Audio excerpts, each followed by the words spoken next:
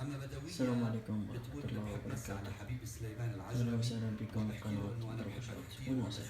طبعا هذا أول فيديو لي أصوره وأنزله على القناة. اليوم شرحنا راح يكون عن كيفية تنظيف سماعة الآيفون أو أي سماعة ثانية.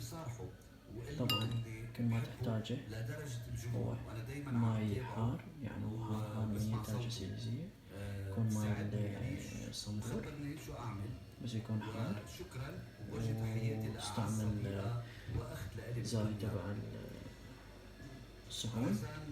تقدر تستعمل كمان مسبق الغسيل والملابس.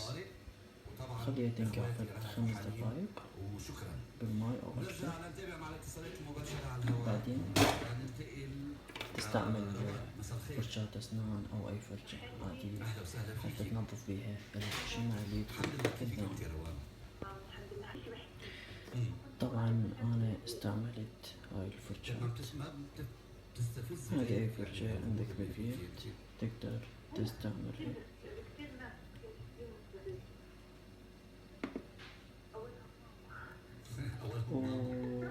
وبالمناسبة حاول لا تدخل الميكروفون بالماء تخاف لا يتلف أو يصير فتشي.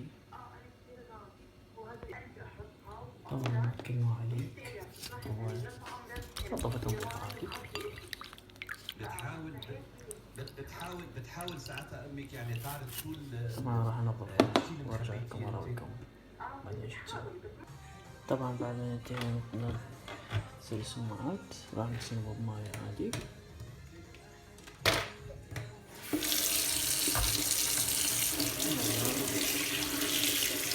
بس قبل ما نخلص شوي بعد ما نخلصه. طبعا وهذا الفرق شلون صارت نظيفة. وهاي عندي سماعة اللي هي وسخة، شوفوا شلون مال إلي شلون وسخة. وهذا السبب اللي يخلي الصوت مالته يكون ناصي، وهذا طبعا مزعج. كل ما عليك بعدين انه تستعمل شو اسمه المرشح، بس اهم شي تكون درجة حرارته عالية، وظل تنفخ من هاي الفتحة لين يطلع الماء. تنتظر فد كم ساعة. فيك تشغلها هسه تستعملها، بس راح يكون الصوت مو واضح حتى يخرج الماي يرجع مثل ما كانت. طبعا لا تخاف لا تخاف لا تخاف السماعة أبد أبد أبد ما تعطل. أنا هاي المرة الثالثة أو الرابعة اللي أغسلها. وطبعا هسه راح تعجبون تقولون هذا يضحك علينا ان السماعة تعطل بالماي، وهذا الشي غلط.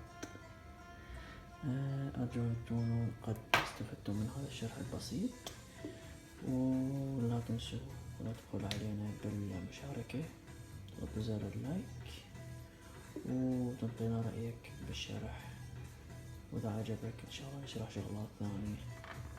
وشكرا. قناة دروشات وناسة.